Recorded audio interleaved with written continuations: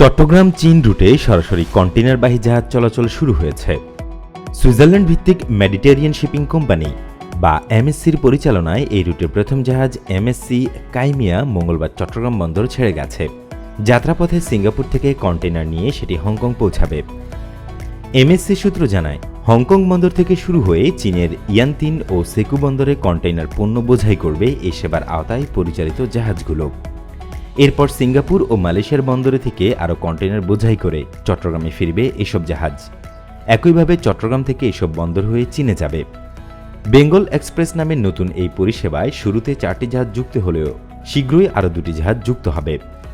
Switzerland ভিত্তিক Mediterranean shipping company বা MSc এই সেবা চালু করছে।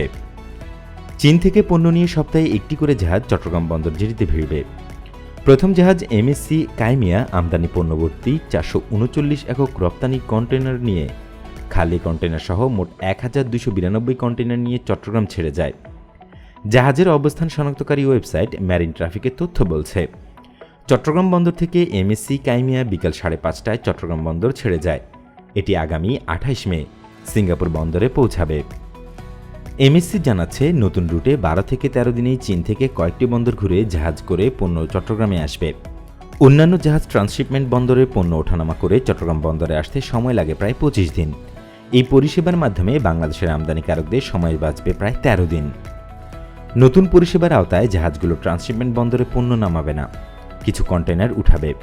ট্রান্সশিপমেন্ট পোর্টে চট্টগ্রামের জন্য কানেকশন পেতে 10 থেকে 12 দিন অপেক্ষা করতে হয়। সরাসরি কন্টেইনার নিয়ে আসার ওয়েটিং টাইম বেঁচে যাবে। তাই চীন থেকে 13 দিনের মধ্যে কার্গো চট্টগ্রামে চলে আসবে। এতে কম সময় এবং কম ভাড়ায় পণ্য পরিবহনের সুযোগ পাবে আমদানিকারকরা। আমদানি পণ্য নামানোর পর জাহাজগুলো ফিরতি পথে রপ্তানি পণ্য নিয়ে যাবে ট্রান্সশিপমেন্ট বন্দরে। বর্তমানে চীন থেকে ট্রান্সশিপমেন্ট বন্দর হয়ে চট্টগ্রাম বন্দরের সাথে পণ্য পরিবহন করছে 19টি জাহাজ।